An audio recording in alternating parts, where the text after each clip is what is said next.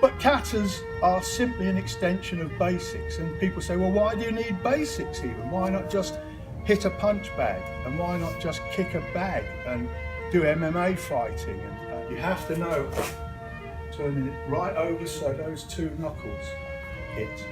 That's why Kagezuki is this way. That's why Mawashizuki is this way, not this way. There are kata in all original martial arts. A lot of people don't see the purpose of kata. MMA fighters, boxers, blah, blah, blah. They don't understand that katas are toolboxes of techniques. And each kata has a set of tools that fits a certain type of person, certain size, certain mental capacity for either aggression or defense. And so you shouldn't learn lots of katas, you should learn one or two that suit your size and the set of tools that you like to use. But katas are simply an extension of basics, and people say, well, why do you need basics even? Why not just hit a punch bag, and why not just kick a bag and do MMA fighting, and why do you need to do basics? Most people, just hold your hand up, that one.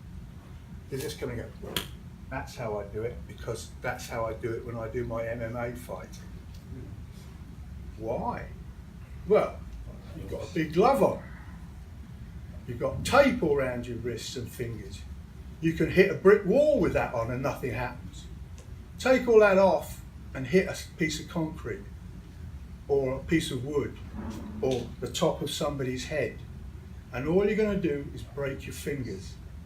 You have to know, turning it right over so those two knuckles hit. That's why Kagezuki is this way.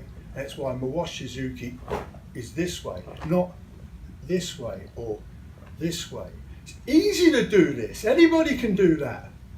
And with gloves on, it doesn't matter. But in the street, if the first time you hit someone you break your hand, how good's the rest of that going to go? You need to be able to have it here. So what hits are those two big knuckles. And that's why you need basics.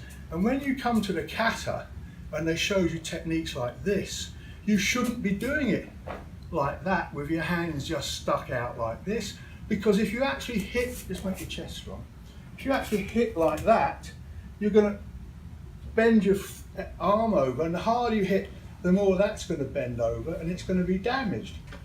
If you do a nakadaka ken with it straight through there, that's one thing. But normally, you punch downwards to hit those big knuckles with the fist turned over.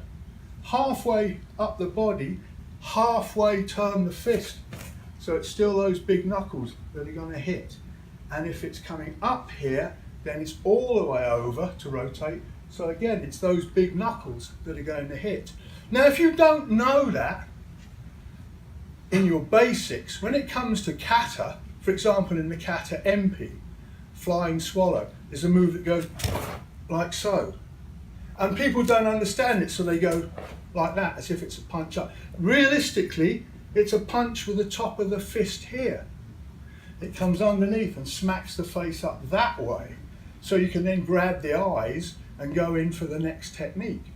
If you don't understand that in your basic training, that you have to keep your wrist flat there.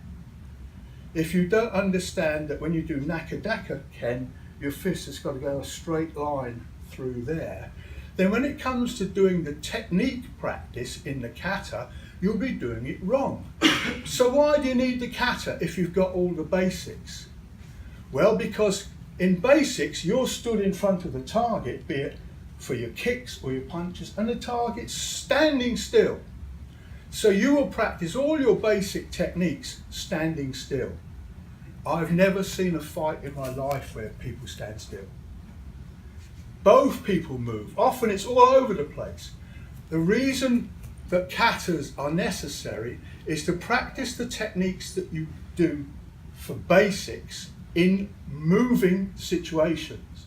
So you get to learn how to do the balance for the technique, so you don't get the body wrong, because it's a moving target. They're different targets. So you need kata And you need basics if you're going to do good karate, whatever style it is. If you say we don't need kata and we don't need basics, then all I hope is that you walk through the streets with your wrists taped up and a set of boxing gloves around your neck that you can slip on at any possible moment. And then God help you if you need techniques that come in and do these sorts of things, because you can't do that with boxing gloves on. So it's no good pretending that sports training on its own will make you invulnerable. Neither will any of this, but it will sure help. Nobody can tell you everything will work every time, but the rules of combat give you an edge. Where to hit, how not to damage yourself, and how to be in a position to deliver the best possible power at that moment. That's an awful lot of good stuff from basics and from kata. Yes?